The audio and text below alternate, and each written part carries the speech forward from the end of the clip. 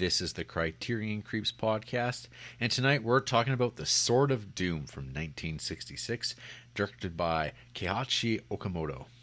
The synopsis, RJ. No tagline. Well, no tagline? What would the tagline for this movie be, if you had to pick it? The tagline for me for Sword of Doom would be something really catchy like Smart Alec, all Guinness, Sword of Doom. Something that really kind of resonated with the film. Ryunosuke, a gifted swordsman plying his trade during the turbulent final days of the shogunate rule, has no moral code and kills without remorse. It's a way of life that leads to madness. Is it, though? I guess. Yes. Is it a way of life that leads to madness, Jarrett? It did. As demonstrated by the film. Oh, I mean, it's hard to say chicken or the egg, I think. Chicken or the egg? In that sense. He was crazy all along? Well, I mean, the sword is the soul. Bad soul, bad sword. Bad Evil. Sword, bad soul, you know? Evil. Even. Evil. Yeah, bad dudes. So, this is the second time I've seen this movie. The first time was back in 2015, so it's actually fairly recent for me as far as rewatches go. Okay. And my initial viewing of this actually might even go back a few years before that, because this is one of those movies that I may have acquired online at one point just to check it out. When I was like, interesting. That was like, because I'm like, The Sword of Doom. Well, this sounds cool. What a great title. What an unmissable title. You say. Well, it's not as exciting as Young Torless, though. No, I mean, clearly not. Few things are. Yeah. Few things are. But yeah, Sword. I didn't realize it was The Sword of Doom. I feel like drop the, you know what I mean? Yeah. I think most people would probably just drop the. Drop the. Drop the. Yeah. Sword of Doom just sounds better. Yeah. Rolls off the tongue. Right off the tongue. So, when I watched this, like, initially, like, in my pre-viewing of it, I was like, whoa, these titles, this score, these horns, this old man just getting murdered, just cut down as he prays. It's like, what kind of movie is this? And I'm like, and I was like, okay, I have to come back to this at some point. And then I did, but it was a couple years afterwards. And by that point, I had purchased it on Blu-ray. Ooh. During one of those Barnes & Noble sales. Ooh. And watched it, and my goodness, RJ, this movie impressed me so much. In what sense? Because it's just so grim. Oh. And it's different than a Kurosawa samurai movie, I think. There's a cruelty that runs through a lot of Japanese movies. I think we've talked about a lot of suffering, Buddhist style suffering. I mean, all life is suffering if you adhere to those kind of standards, and I'm fine with that. Yeah. I think. But yeah, cruelty is one of those things I've just noted in a lot of the Japanese movies we've watched in the Criterion Collection. It just kind of runs through. It's just, man, things seem kind of shitty all the time. It's realistic, at least. Yeah, or it's at least the types of movies that old John Criterion's curating for us. Do you think this was a John, or do you think this was a Gary pick? Well, I mean, it's always John. Gary. Gary's just he suggests a lot of stuff, but none of it ever gets put in. Gary doesn't know who John Criterion is. He takes what he gets. Well, you know, I feel like we're downplaying Gary a little bit, but that's fine. Life has downplayed Gary a lot. Life has downplayed Gary, and I feel like it's time that someone does something, you know? Not us, but someone. So, RJ, I was excited to revisit this movie this week. It feels like it's been a weak offering the last several weeks. At least since those noirs. I have felt a little let down. Yeah, we've had a little dip here, Jarrett. Like a Star Trek season. Well, I mean, I don't think our highs are as high as the Star Trek highs, but our lows are probably as low as the Star Trek lows. Yeah, some real Bashir episodes. I think that's every episode. Yeah. You go, oh. So, what's this Sword of Doom all about? Well, Oh. RJ, I'm glad you asked. It Oh, is yeah. based on a series of novels by a guy named Kaizan Nakazato. Now, can you guess when these novels were being written?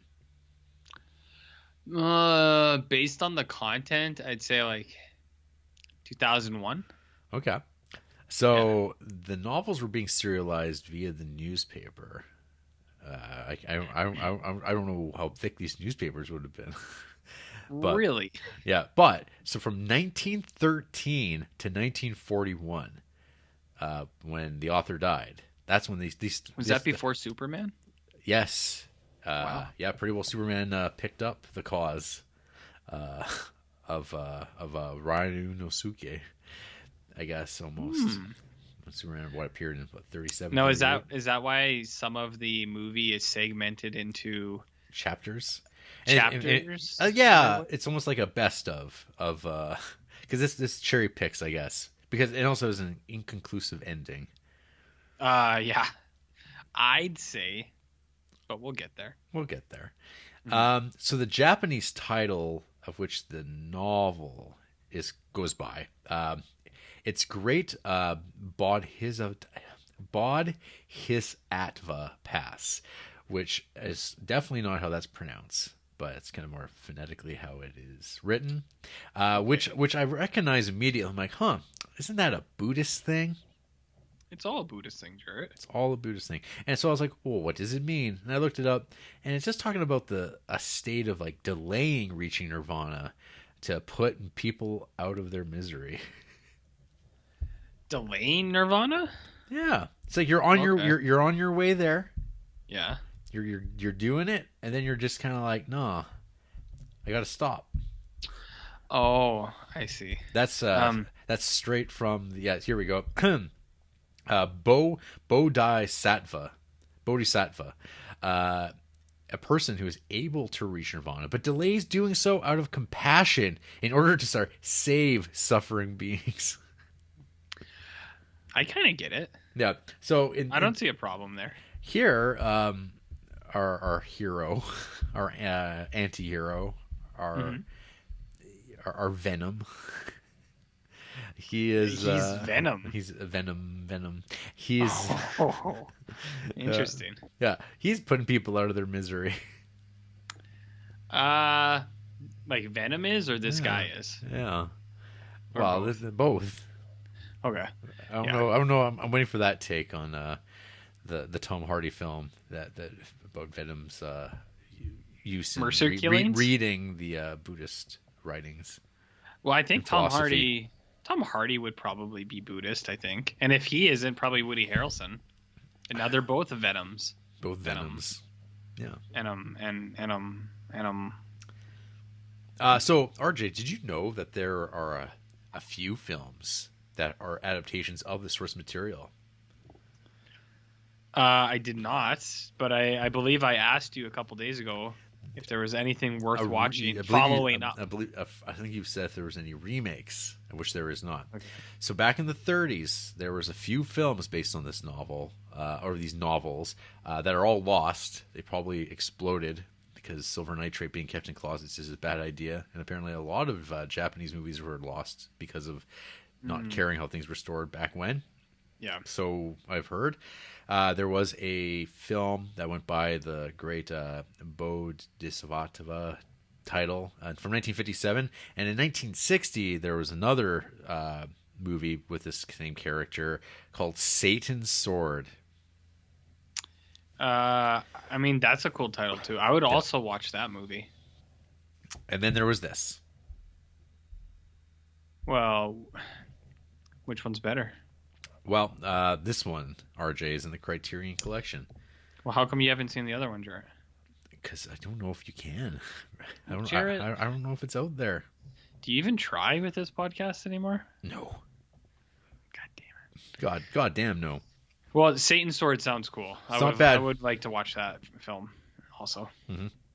So, this movie, it opens up with blaring, menacing horns. Yeah, it really sets the mood. And then stark black and white, white text over black. It feels like, oh man, Sword of Doom. This sword sounds so like bad news. This is the Sword of Doom. Clearly, it's definitely a problem here. I would like to see the Sword of Doom versus Satan's sword, though. I don't know who would come out on top. That's a really good idea. What other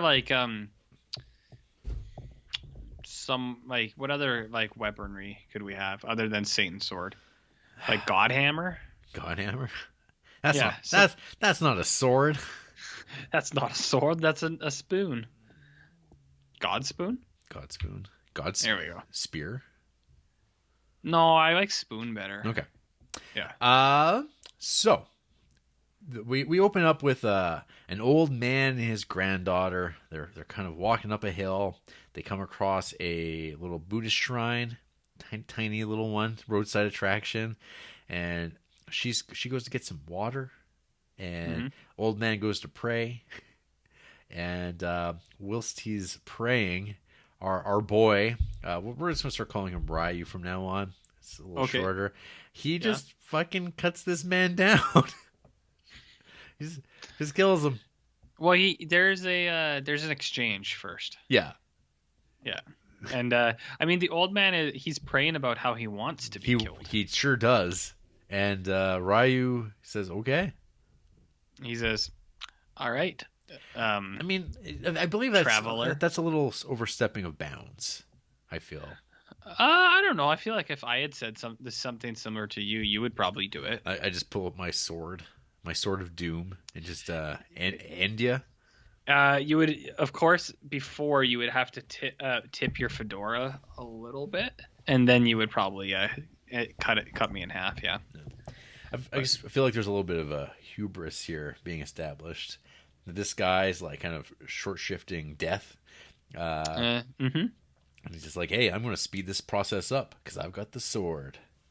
Yeah, and he's the best at the sword there is, Jarrett. So maybe he should. He's the best he is at what he does. Yeah, he's kind of like who's the best they are at what they do? The Punisher. That would be Logan. Wolverine, RJ. Oh yeah, he's from Canada. I'm glad we were able to get Venom, Wolverine, and the Punisher on here. All the anti-heroes. We got to be missing some. Well, Ghost Rider. Oh, I'm the Ghost Rider. How about Evil Ernie? No. Wow. Okay. Fine. No. How about Lobo? You know everyone loves Lobo, right? Sheriff Lobo. I miss Sheriff Lobo. Yeah. Indeed. Sheriff Lobo. How does it go? Sheriff Lobo. Doesn't matter. Yep. Yeah. So that's like a little setup, and he goes on his merry way, leaves the granddaughter crying, very upset to see her grandfather butchered by the shrine. That's good. Yeah. She takes it personally. Buddy heads back home to the temple that he works at, and he's being like, hey, you were doing this duel, and there's the guy you're going to be challenging. He's trying to be the head of the school of this particular style of fighting, and we all know you're going to kick his ass in a real fight, but it's not about that. You got to do me a solid here, bro. You gotta throw the fight. You gotta just suck it up. You don't need to prove yourself. We all know you're better, but just let this guy get his free pass. We gotta keep the peace, keep people happy. Just that's partially what we do at this job too, right? I think so. It is about just keeping people happy, smiles on faces, just doing what we have to do. Yeah. So he this Ryu guy, he's got crazy eyes, and he has a cold disposition. He's missing something. He's missing a piece of humanity. There's a glaze in his eyes that makes you think, what happened here? Yeah. You're always he's always threatening to oh, hey, this guy said hi to me. And I'm like, what does that mean? I'll kill you. What does that mean? I'll kill you. If that's what you offend me? Well, I mean, I've done more over less things. If you know what I mean. Yeah. So the guy that Ryu's going to be challenging, his wife pays Ryu a visit, and she wants to make a deal, What kind? a sexy deal. Ooh, gross. Yeah, and Yeah. well, kind. I mean, there's an offer there, but of course, Ryu's like, well, I mean, you want me to throw this sword fight? I mean, that's a very big deal. I value my integrity as a fighter as much as a woman values their chastity. And he looks at her. Would you surrender your chastity?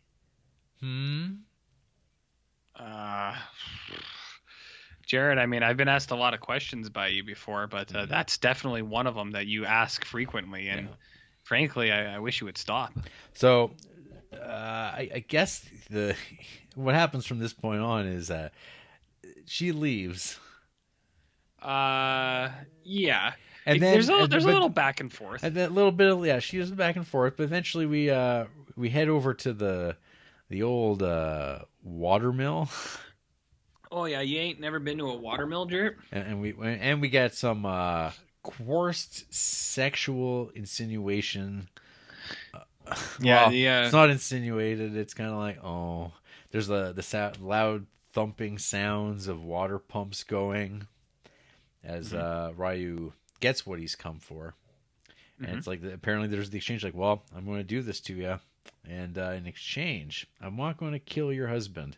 How about that? Mm-hmm. I mean, that's what she went there for, right? That's well, it's kind of a vague thing, because you find out afterwards it's kind of what she suggested doing to her husband. Yeah, and then of course her husband finds out about this. I think it's not just that he finds out. I think it's that other people find out too. You know. Yes, because she was doing this to spare his life, even though it doesn't really play out quite that way. The alignments of like people's goals are like a little like, so wait a minute, was this rape? It sure looked like rape. I mean, there's a few instances in here that sure look like it. It sure is. So, we assume that there's a deal, and he will throw the fight, old Ryu. And then the day comes of the tournament, and now the guy's like, he's found out what his wife's done, and he just gives her divorce papers, Japanese shogun divorce papers. We're just like, we're divorced. And I didn't realize divorce existed then. No, in such an eloquent way. You're done. Hit the road. Mm-hmm. So yeah, he shows up. He's pissed because this guy he's going to be fighting. He's like, well, he thinks he's better than me. It's like, well, I don't think he is. And he, also what he just did to my wife, like, fuck him. Which, of course, turns into mind games. What kind? With eyes. As they go into their poses, and they're waiting for the one person to strike and wait for their opening. And, of course, like everyone's like, this isn't a test. This is a duel. And it keeps going, and you're waiting. Ryu is, like, cool as a cucumber. Not a bead of sweat on him. The other guy, he's a wet mess. Wait, a wet mess? Yeah, I mean, he's sweating a little bit. Oh, he's sweating. He's sweating a little bit. Yeah. What do you think of the unconventional sword handling techniques? It looks like sword handling to me, and it's not. It's not until they really tell me that it's like unorthodox that I go, sure. I just like the tip of the sword, you know, and then you go, Sure, it sounds good to me. Yeah. Yeah. And then you go, That seems as legitimate as any kind of sword handling. I guess. I mean, I don't know. How do you handle a sword? I don't know. All my techniques I learned from watching guys on YouTube who like talk about balance. Oh. And they buy all their swords at King of Trade. Is that where you got yours? I don't have any, RJ. Really? Mm-hmm. Just ignore the ones hanging behind me, directly behind my head. Yeah, I was going to say, you got a lot of swords behind you, bud. We talk about the arsenal. The arsenal? Wow. So, the judge sees what's going on. He calls for a draw, and upon calling for the draw, other guy, he goes in for his strike. Ryu just goes, yeah, okay, and just smashes his head open, essentially. Knocks him down to the ground. They go, all right, it was a draw. It's like, no, that guy's dead. He's done. He killed him. And they're like, he provoked him into this. And so he goes to leave this scene because he's like, well, fuck, I proved my point. I'm done here. The widow / ex-wife now of this guy comes, bring me with you. And he's just like, nah, I'm good. She's like, well, there's all these men. They're all waiting. They're going to ambush you and kill you in the forest. He's like, I'm fine. I can do this. And sure enough, he does. As more death ensues. Do you think he's a good swords fighter? I think he seems decent. You think he's like one of them good swordy boys? Yeah. Very nice. Yep. Yeah, I set you up there. That was an alley-oop for you, bud. An alley-oop. An alley-oop. Yeah, he takes out some dudes in the woods, and everyone thought it was good. Everyone liked it. Everyone. And then the movie jumps ahead 2 years based on these like interstitial dates referring to incidents. Yep. So yeah, and I was a little bit like, at first I was like, huh? But I was like, not like confused. I was like, that's kind of neat. I like that. They're like, yeah, we'll just skip over the in-between stuff. Let's just get to the next novel. Yeah, that's what I thought. Yeah. So, 2 years later jumps ahead, and it begins to start setting up the, I guess, whatever, my elementary knowledge of Buddhism. It's like a caricature of just like how, like karma, RJ, it can bite you in the ass. Karma? Yep. I thought we were Buddhists here, not karmaists. I don't know. So things come back to haunt you. And some of those things are like, that guy you killed back there. Well, one day his younger brother's going to show up looking for you. Yeah, I guess that is what happens. That is what happens. Or, by the end of the movie, that girl working as a courtesan, her granddaddy, you killed him. In which sense? Yes, and you took your sword and cut him across the back or whatever. You murdered him dead. I mean, I think she thinks about it. She tries, right? Yeah, and then when he realizes it, oh boy, that's just fuel for the insanity, for the madness. What's fuel for your madness, Jarrett? The Twitter, RJ.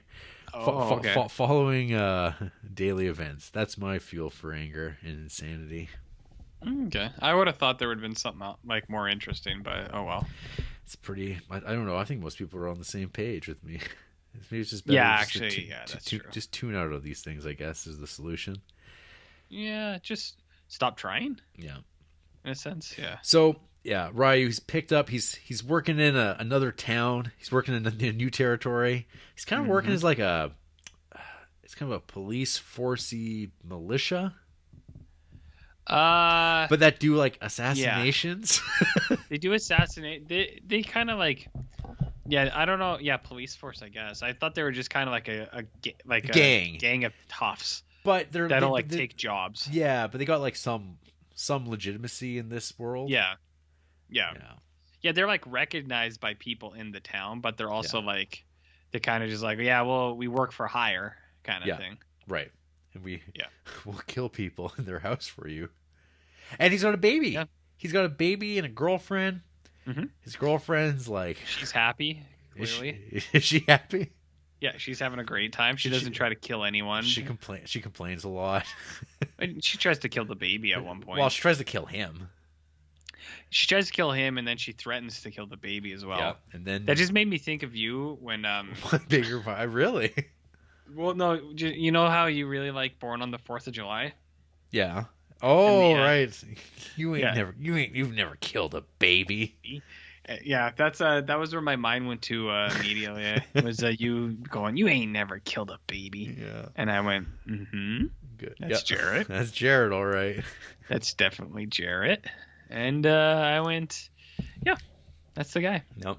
So what does he do with her? is this when he pushes her into the lake and then, While the baby's stab? crying. Yeah, Yeah. stab. Because he's and like, then the implication after he stabs her, Jarrett, does the crying stop? That's what's happening in this scene, right? Or that doesn't come later, does it? Like he kills her, right? Yes. Yeah. Oh yeah. And then she's dead. And then it's implied that he kills the baby too, right? I don't know. Or not quite, because like, doesn't the baby come back as a ghost? Or the baby, or he abandons the baby. At the very least. Yeah, at the very least, it's been abandoned. So, he's got that going for him. Yeah. Yeah. But yeah, at this point too, in this kind of section of the movie, he's introduced to old Toshiro Mifune's character.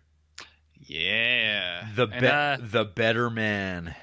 And I didn't know Toshiro Mifune was in this. I mean, I guess you could have assumed, but well, he was in the credits too. I was watching the credits, but I think they save his name for last or something.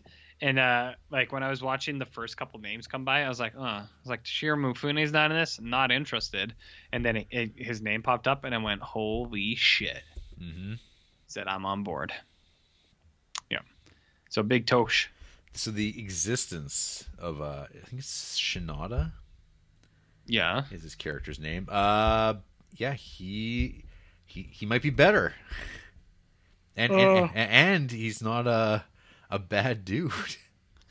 Well, he's what happens when you use your forces for good, not evil. Yeah, don't evil soul, evil sword. Mm-hmm. As the kids like to say. Kids do say stuff like that. Yeah. I'm pretty sure. And I mean, ultimately, we kind of like wind up with yet another big kind of a battle in the snow and ambush. Yes.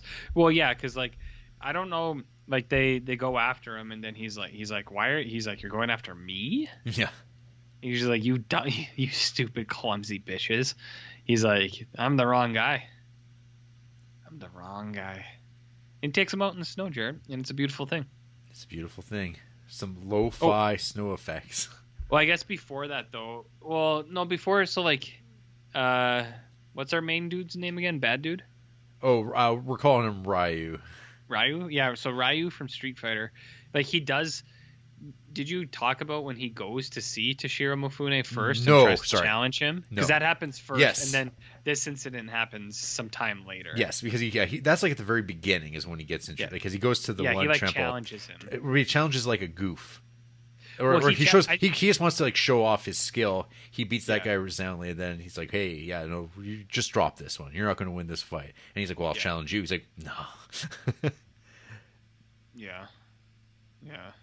Okay, that's how it played out. I was thinking, I was like, I'm pretty sure that's the rundown there. But okay. Yeah, yes. We're on the right page now. Yeah, okay. Yeah. But yeah, so this is kind of like all part of like the second phase of the movie. And then we get on to the third phase where he is with like another gang at this the brothel. Yep. In Kyoto.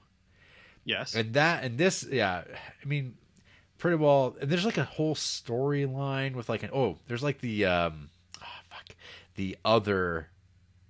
the man who's like catching his wife in bed or girlfriend. There's some there's a few things going on with a lot of the characters, and for a couple of them, I was like, I know I've seen this person before, but I was like, do I need to be invested in their story, or do I just wait a little bit for some more sword fight action? Exactly. Yeah. Which is like I followed along well enough, but there were some things like some of the scenes between the people, like the little romance thing, and then especially when you get that dude who's like into role play, and he's like the game is funner the weirder it is, and he chases her around with a sword, and you're like kind of like is this needed? And we get I don't know. And then we get some ninjas. Yeah, ninjas pop out for a little while, which is pretty cool. There's a mafia style execution coming up soon as well, which I was surprised by. I was like, what the hell? Well, I was like, that's cool. Tell me about it, RJ. Well, we have the two people sleeping, Yes. and this is right near the end. Yeah. And they pull like, is it the wall or a drape? It looks like cardboard. Oh yeah, yeah.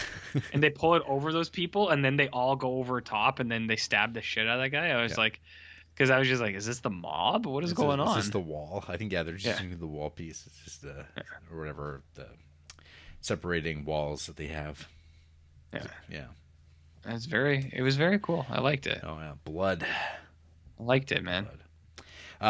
Yes. Then we also get I guess like as the movie's like winding down, we get like Ryu's like freak out, his first freak out with projections. Ghosts. Yes, ghosts. Dogs. People running toward, and he's slashing them up. Mm-hmm. Yeah, he does a lot of hard work there. He really kind of tires himself out. He does.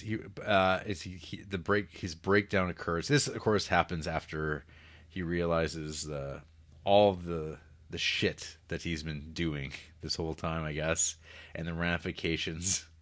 Well, they're memory ghosts, Jarrett. The memory ghosts. He sees the memories of the weight. Yeah, the weight of guilt, and those realizations push him over the edge. See, that's why I think he killed the baby, because I think the baby cries at a moment. But well, that could be the sound of the crying baby being abandoned. Because that's the whole thing. Is like he's like pissed because she wants to kill the baby, and he's like, "Well, I'm gonna kill her." It's like, "Well, now I gotta kill the baby." Well, she forced my hand. She really got me in the end here. He leaves people behind, like the granddaughter. Oh yeah. And then she comes back, and she's working in the brothel. So he is picky on who he sends out of this world. Yeah. There's an internal logic, I guess, for him. But and then we get the climax conclusion of this movie, which is mayhem, as this everyone comes to kill him all at once, and that's all it is. This movie just ends with him slicing and dicing. We get some very, I guess, probably extremely violent gore for 1966. It's all black and white, so I mean, you don't get that nice bright red stuff. But because of that, I think it's even more effective, and it looks great. As like characters like get slashed and they turn around and they just have gore over them, or they come down and you get these shots. You're just like, oh, that looks great. Yeah, there's like the surprising gore, like the ones where characters do turn and there's like the big gashes. That stuff I think is well done. You do get some severed limbs and things like that. I think there's one where it's like just fingers or something that get cut. And that was the one I thought was the gnarliest. I was like, ooh. Yeah. I was like, that's good.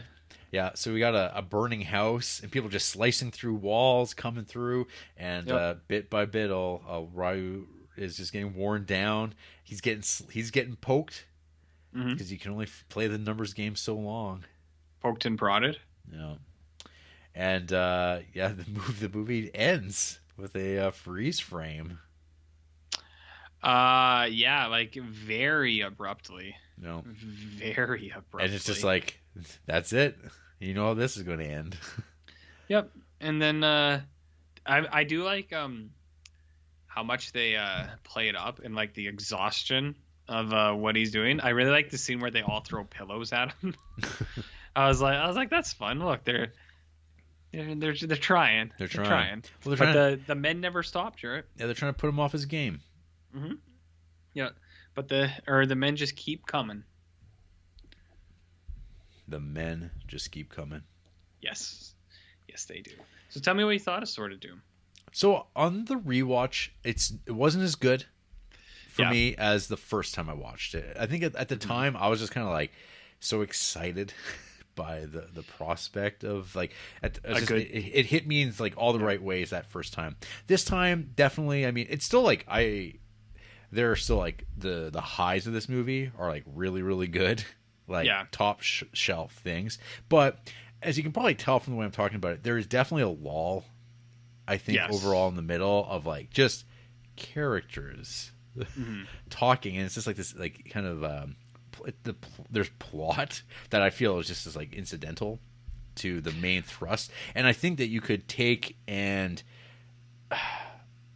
take this exact same character, who I think is like actually really captivating, and make a way better version of this. Like, I think the Lone Wolf and Cub movies, I think, handle this episodic thing a lot better, because they do even like Shogun Assassin, which is like the weird cheat version of Lone Wolf and Cub.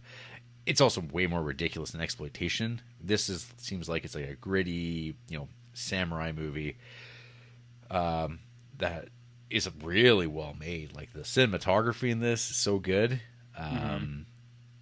But yeah, like, there's definitely parts where, like, I do think it does drag it kind of in the middle part.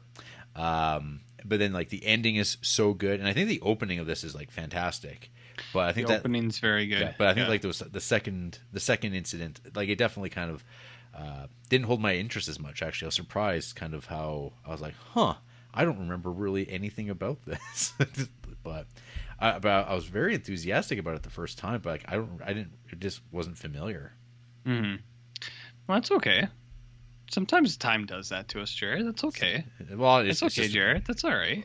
Thank you. Yeah, it's okay for you to feel that way. It's no big deal. It's fine.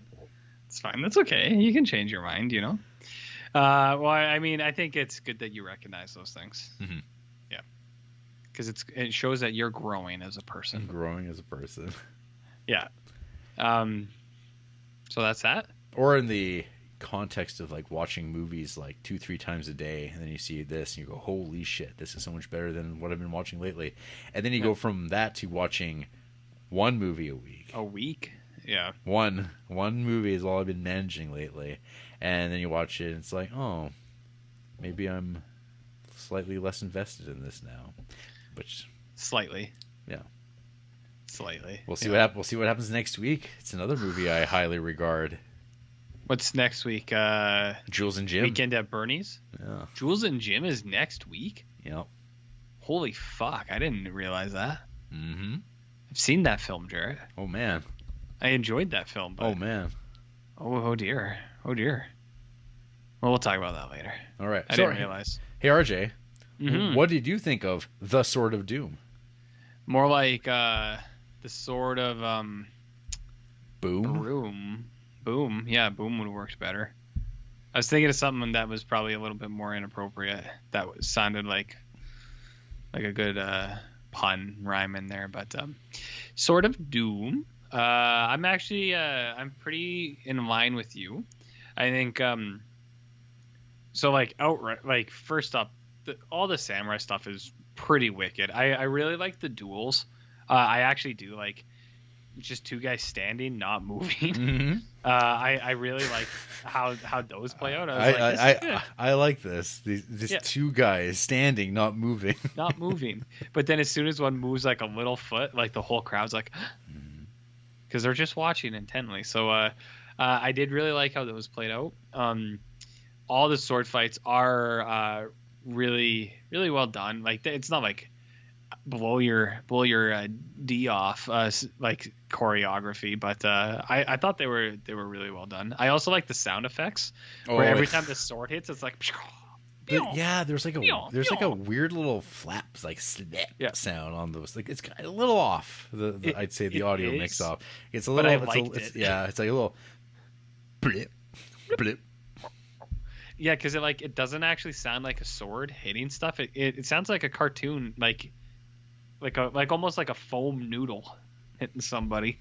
But I actually kind of like that. I thought that was charming.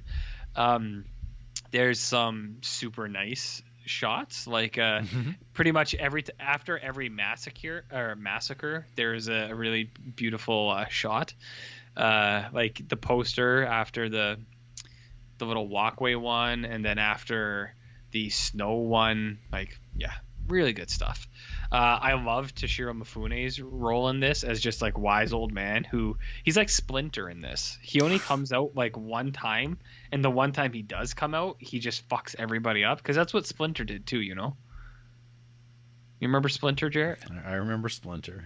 That was his role too. He didn't fight very often. He was usually just hanging out, but when he did fight, he really got that. That's my new thing now. Toshiro Mifune is Splinter, I think.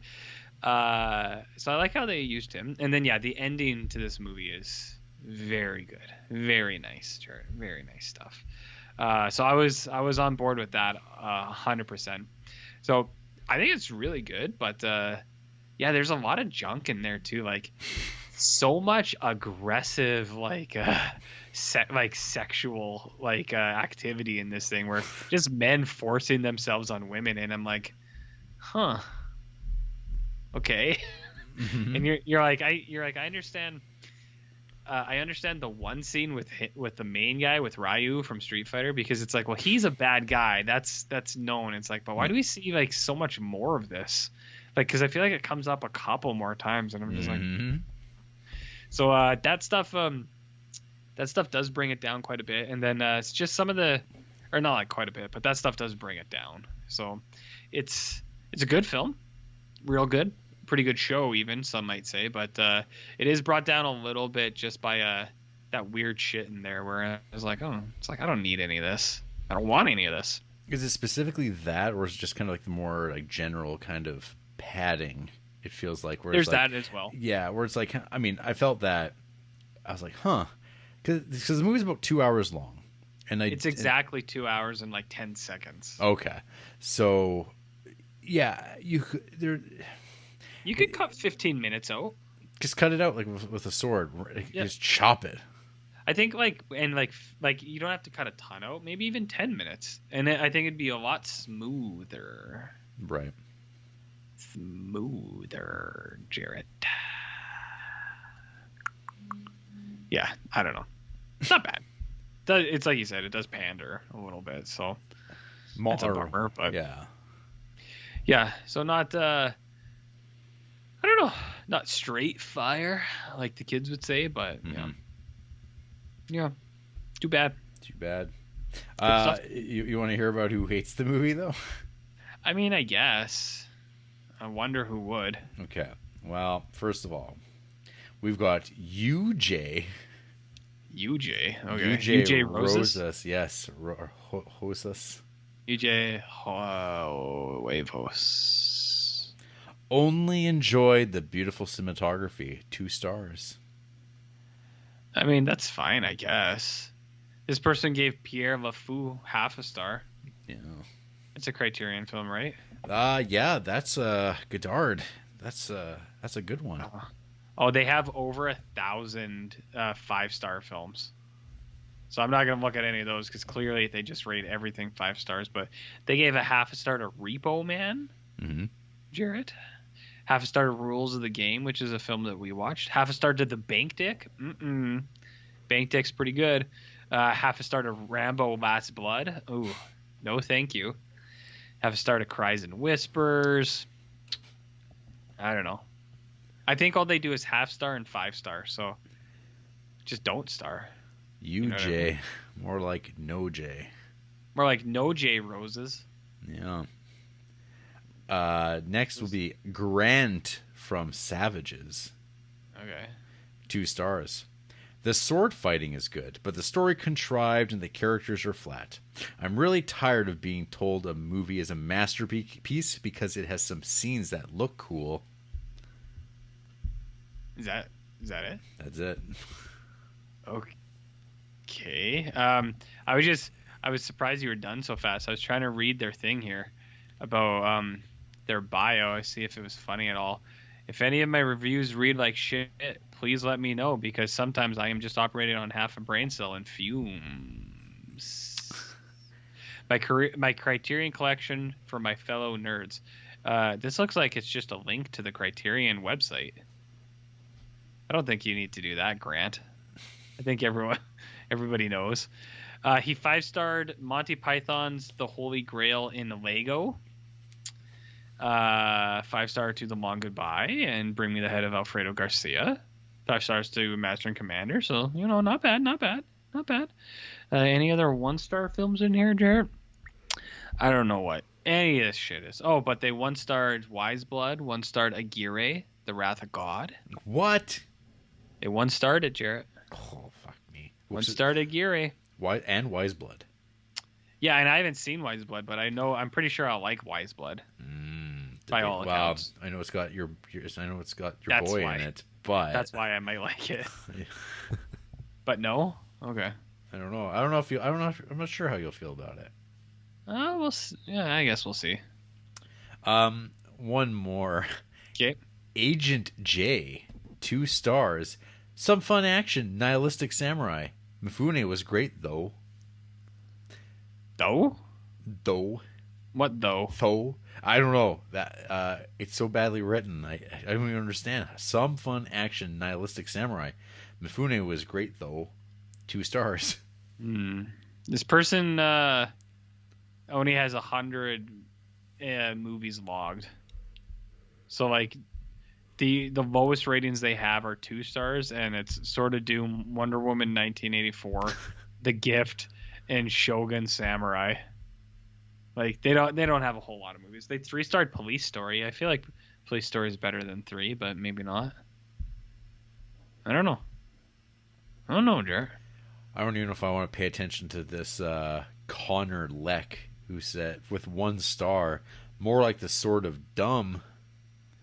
That's pretty low. Low effort. How about Supreme Heavenly Reviewer, 1 star? These graphics suck, lol. I mean, that's obvious. It's just come on.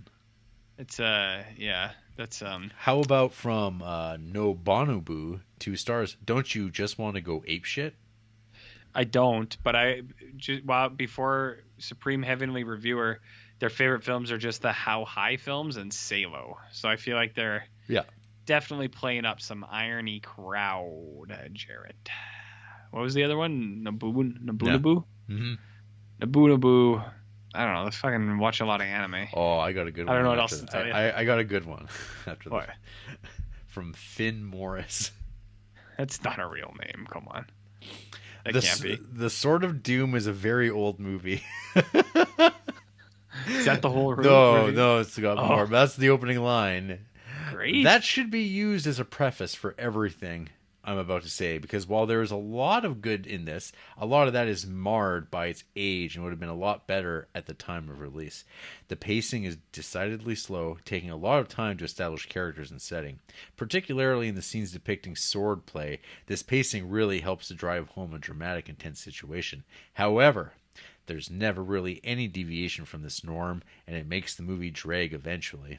Some of the performances, particularly that given by the leading man, are very strong and help to fill in the colors of this black and white world. That isn't always the case, though, with some performances simply coming off as cartoonish and over-exaggerated. It makes immersion difficult to fully slip into and, similar to the pacing, pulls the movie down as a whole. An old movie that hasn't captured me in a modern age. I may well revisit it at some point, see if I change my mind. So this person, just an old movie, hasn't captured this Finn once. This person's full of shit in their review, because that's not at all the case based on their ratings. And I'll have you know, Jarrett, that since said review, they have added. That was in 2019. Yeah. So when you look at Finn Morris's 5-star films, amongst them is Sword of Doom. So they 5-starred it recently. Huh. Since their one review. So it's like, you're full of shit. They 5-starred Tokyo Story. That's an old movie. One of their favorite movies is Funeral Parade of Roses from 1969. Is that good? They 5-starred Throne of Blood, Yojimbo, Solaris. Like, these are all old movies.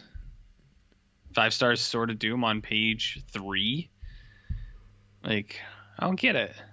What are you trying to do, guy? You know, what are you trying to do over there with your ratings that are only kind of ratings? Wild. Well, RJ, you got any final words on Sword of Doom? More like sort of boom. There, you did it. Yeah, I got it. I came up with that all on my own, but yeah, you came back to it. Yeah, I'm pretty good at this thing that we do. Yeah. Pretty good. Yep. People should watch it. It's on Criterion Channel. This film is? Oh, yeah, it is. Yeah. Yeah, you should watch this. It is on Criterion. Mm-hmm. One of the few things that is. That's right. So check it out. Check it out.